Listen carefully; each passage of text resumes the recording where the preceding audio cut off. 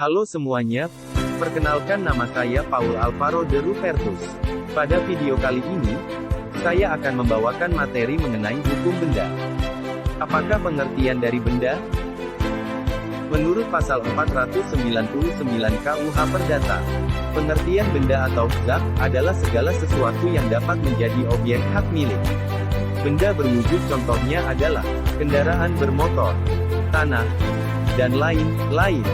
Sedangkan benda tak berwujud seperti hak cipta, hak paten, yang diatur dalam Undang-Undang Perlindungan Hak Atas Kekayaan Intelektual. Apa itu hukum benda? Menurut Profesor Sudiman Kartohadiprodjo, hukum kebendaan ialah semua kaidah hukum yang mengatur apa yang diartikan dengan benda dan mengatur hak-hak atas benda. Sistem hukum benda. Sistem pengaturan hukum benda adalah sistem tertutup, artinya orang tidak dapat mengadakan hak-hak kebendaan baru selain yang sudah ditetapkan dalam undang-undang. Macam-macam benda. Menurut pasal 540 KUH Perdata, benda bergerak adalah benda-benda yang karena sifatnya atau karena penetapan undang-undang dinyatakan sebagai benda bergerak, misalnya kendaraan dan surat-surat berharga.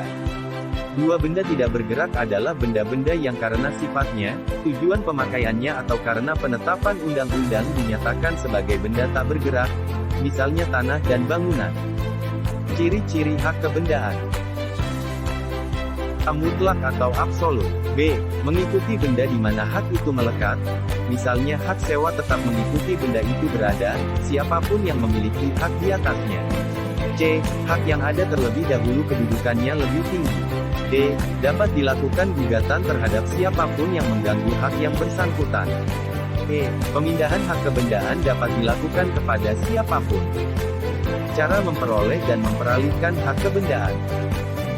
Hak besit. Menurut KUH Perdata, besit diterjemahkan dengan kedudukan berkuasa, yaitu kedudukan seseorang yang menguasai suatu kebendaan, baik dengan diri sendiri maupun dengan perantaraan orang lain, dan yang mempertahankan atau menikmatinya selaku orang yang memiliki kebendaan itu. Pasal 529 KUH Perdata. Cara-cara memperoleh besit.